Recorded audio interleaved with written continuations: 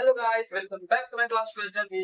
और आज हम लोग देखेंगे बिजनेस एनवायरनमेंट, जिस चैप्टर का नाम होगा बिजनेस एनवायरनमेंट, चैप्टर नंबर 3 और बीएसटी का कोड। तो चलो शुरू करते हैं शुरू से कि पहले हम समझेंगे कि बिजनेस एनवायरनमेंट होता क्या है। देखो, बिजनेस एनवायरनमेंट किसे कहते हैं? तो बिजनेस की अंदरूनी इफेक्ट, बिजनेस की जो काम होती है, बिजनेस की जितनी भी अंदरूनी इफेक्ट होती है, internal, external, separate and legal, ये सारे इफेक्ट को भी हम कहते हैं बिजनेस एनवायरनमेंट। मान लो तुमने एक जूस की दुकान, जिसमें तुम जूस बनाते हो, ठीक है? तो तुम्हारे पास कंज्यूमर है, तुम्हारे पास कस्टमर है, तुम्हारे पास सप्लायर है और तुम्हारे पास स्टाफ है। तो अगर इसमें से कोई नहीं होगा, मान लो कंज्यूमर कंजप्शन नहीं होगा तुम्हारे गुड्स की, तो तुम्हें पैसा नहीं मिलेगा। और तुम्हारे पास कस्टमर भी नहीं होगा तो तुम्हें गुड्स ही नहीं मिलेगा। सप्लायर नहीं होगा तो तुम्हारा ट्रांसपोर्टेशन नहीं हो पाएगा। और अगर तुम्हारे पास स्टाफ ही नहीं होगा, काम ढंग से नहीं हो पाएगा। यानी कि अगर हम इस तरह से किसी भी चीज को मिस कर दें तो हमारे बिजनेस पर अफेक्ट पड़ेगी। तो हम इसी को कहते हैं बिजनेस एनवायरनमेंट। यानी कि बिजनेस में होने वाले जितने भी गतिविधियां हैं, उस गतिविधियों में से किसी एक चीज में इफेक्ट निकल जाए, फैक्टर निकल जाए, उसी को हम कहते हैं बिजनेस एनवायरनमेंट। ठीक है? आज समझते हैं कि कैरेक्टरिस्टिक्स ऑफ बिजनेस एनवायरनमेंट किसके कहते हैं। बिजनेस एनवायरनमेंट के कैरेक्टरिस्टिक्स, पहला insider, totality of external,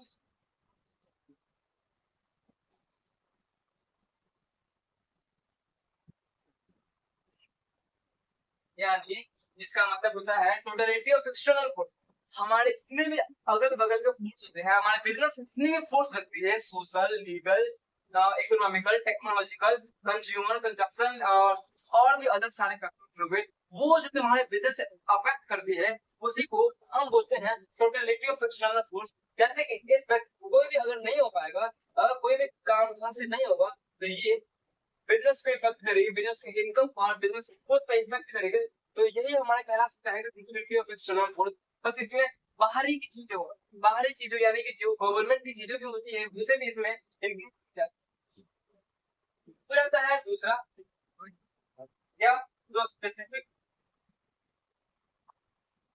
and general guideline force. Specific और जनरल फोर्स, ये दोनों अलग अलग कैटेगरी होती है। स्पेसिफिक का मतलब होता है कि हमारे इंटरनल बिजनेस की अंदरूनी काम, जो सिर्फ हमारे बिजनेस को इफेक्ट करती है। ये जितने भी चीजें हैं, ये सिर्फ हमारे बिजनेस को इफेक्ट कर रही है। स्टाफिंग, सप्लायर, कंज्यूमर, कंजप्शन, ये सारे हमारे बिजनेस की इफेक्ट कर रही है, हमारे बिजनेस की ग्रोथ को इफेक्ट कर रही है, हमारे बिजनेस के इनकम को इफेक्ट कर रही है। जैसे हम बोल सकते हैं ये हमारा स्पेसिफिक है, या जो हमारे सिर्फ बिजनेस को इफेक्ट करती है। लेकिन जो जनरल फोर्स होती है, ये हमारे ओवरऑल बिजनेस को इफेक्ट करती है। मान लो जहाँ जिस तुम मार्केट में हो, उस मार्केट में 10 बिजनेसेस चलो, तो इसमें से जो तुम्हारा एक बिजनेस है, ये तुम्हारा है, बाकी 3 अलग अलग कंपनीज का है। तो जो जनरल फोर्स होती है, ये इन सब पर भी लागू होगी। मान लो टैक्स बढ़ा तुम्हारे बिजनेस पे, यानी कि गवर्नमेंट ने टैक्स बढ़ा दिया, तो ये तुम्हारे पर सिर्फ नहीं, ये इस पे यानी कि इन सब पर लागू होती है। तो इसी को हम बोलते हैं जनरल फोर्स। सीधी सी बात है, जनरल फोर्स का मतलब होता है हमारे पूरे वर्ल्ड वाइड जितने भी बिजनेस फैले हुए हैं, जितने भी बिजनेस इंडिया में हो रही है, उन सब पर इफेक्ट करती है। इसलिए हम कहेंगे जनरल। स्पेसिफिक जो सिर्फ तुम्हारे बिजनेस के इफेक्ट करती है। तो आता है कि इंटर रिलेटेड, तीसरा इंटर इंटर रिलेटेड, इसका सीधी सी मतलब है इंटर रिलेटेड, जो एक और एक दूसरे से इंटर रिलेटेड। मान लो जब गवर्नमेंट टैक्स बढ़ाती है, तो तुम्हारी कंपनी में पहले तो बनाते थे जो गुड्स 20 रुपए के, ये टैक्स भरने पर तुम्हारा हो गया 30 रुपए का।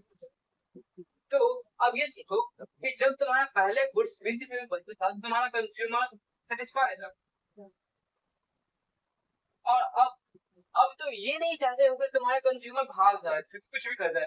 तो अब तुम क्या करो, तुम्हारे पास दो प्रॉब्लम सॉल्व करने की चीजें, या तुम अपने खुद को ये टैक्स भरो या फिर कंज्यूमर से भरो। और तुम इस सीधी सी बात है कि अपने आप से तुम लाइबिलिटी, अपने आप को तुम कभी भी स्पेंड नहीं करोगे, यानी तुम अपने आप को लॉस कभी भी होने नहीं दोगे, इसलिए तुम इस टैक्स को इस प्रोडक्ट में जोड़ना ही पड़ेगा, क्योंकि तुम्हारे गुड्स तुम्हारे कंज्यूमर यूज कर रहा है और तुम टैक्स का लॉस करोगे। इसलिए जो 20 प्लस 30 हो जाएगा 10 हो जाएगा, यानी कि 10% का इंटरेस्ट बढ़ा, टैक्स बढ़ा तो 10 छूट गया, तो कंज्यूमर अब यूज कर देगी। और इसी को हम कहते हैं कि इंटर रिलेटेड है। अगर गवर्नमेंट तुम्हारे बिजनेस पे इफेक्ट किया तो तुम किसी भी कंज्यूमर पे इफेक्ट करवा सकते हो, यानी कि एक दूसरे से ये इंटर रिलेटेड है, इसी को हम बोलते हैं इंटर रिलेटेड। फिर आता है डायनेमिक। डायनेमिक का मतलब होता है हमारा जितने भी स्टाफ है, हमने अभी तक जितने भी पढ़े हैं कैरेक्टरिस्टिक्स, वो सारे के सारे सिचुएशन के बेस पे, नेचर के बेस पे, टाइम के बेस पे चेंज होती जाती है। हमने देखा स्पेसिफिक में कभी भी चेंज हो सकती है, ये भी कभी भी चेंज हो सकती है, हमारे कंज्यूमर भी कभी भी चेंज हो सकती है, क्वालिटी में कभी भी टैक्स बढ़ सकती है, कभी भी घट सकती है, जिसे को हम बोलते हैं कंजम्पशन।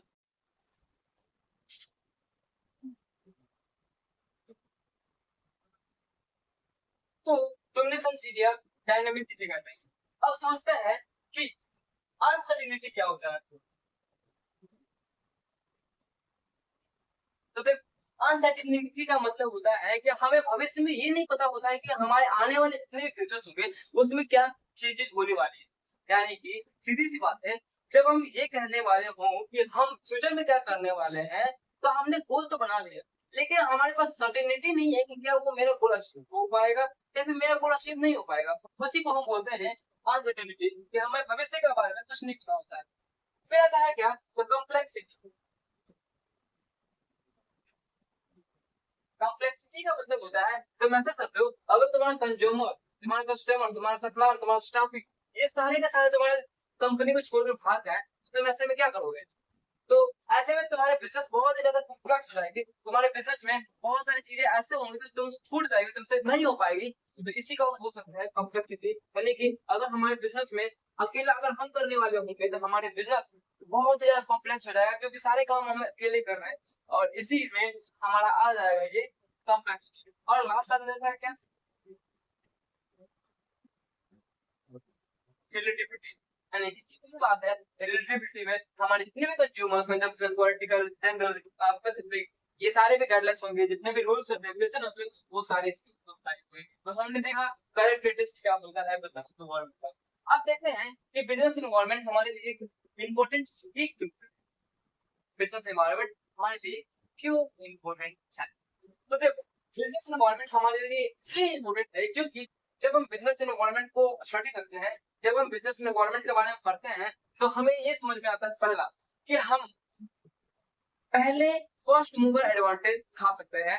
यानी कि सीधी सी बात है, अगर तुम्हारे बगल में कंपटीशन खुलने वाला, मानो दिन और जूस की दुकान खुलने वाली है, तो पहले से जूस की दुकान खुले हुए, तो तुम अपने प्राइस को कम कर दोगे, अपनी स्टाफिंग को बढ़ा दोगे, अपनी क्या बोल सकते हैं क्वालिटी ऑफ गुड्स की बढ़ा दोगे, या फिर और भी कुछ बढ़ा दोगे जो तुम्हारे स्ट्रेटेजी में जुड़ी हुई रहती है, उसको बढ़ा दोगे। और अगर तुम ये सब बढ़ा दोगे तो तुम्हारा ऑटोमेटिक ग्राफ ऊपर चला जाएगा, यानी कि सीधी सी बात है, ऑटोमेटिक तुम्हारा जो कंजप्शन बढ़ जाएगा और इन सबका बिजनेस डूब जाएगा। यानी कि जब तुम्हें ये पता रहेगा कि हाँ बिजनेस में मेरे कंपटीटर आने वाले, तो तुम अपने आप को स्पेशलाइज कर दोगे उस प्रोडक्ट को और अच्छी तरीके से एफिशिएंसी में और अच्छी तरीके से बढ़ाने की। फिर क्या आता है दूसरा, वार्निंग साइन। वार्निंग साइन का मतलब होता है कि हम जब किसी भी चीज को स्टडी करते हैं तो उसमें हम डिमेरिट और एडवांटेज दोनों देखते हैं, मेरिट एंड डिमेरिट। मेरिट में हम अच्छी चीजें देखते हैं, लेकिन डिमेरिट में हम बुरी भी चीजें देखते हैं। मान लो हमने जो ये देखा स्टडी किया हमारे कंपटीटर आने वाले हैं और ये कंपटीटर हमसे भी ज्यादा चालाक है, और इन तीनों ने पहले से ऐसा स्ट्रेटेजी लगा दिया कि हम पहले ही प्रोडक्ट को फ्री बेचेंगे, और तुम तो पहले प्रोडक्ट को पैसे में बेच रहे हो, तो तुम्हारे ये लॉस होंगे, लेकिन इसके लिए प्रॉफिट होगा, क्योंकि हम जब पहले प्रोडक्ट को फ्री बेचेंगे तो कंज्यूमर हमारे साथ जुड़ेंगे,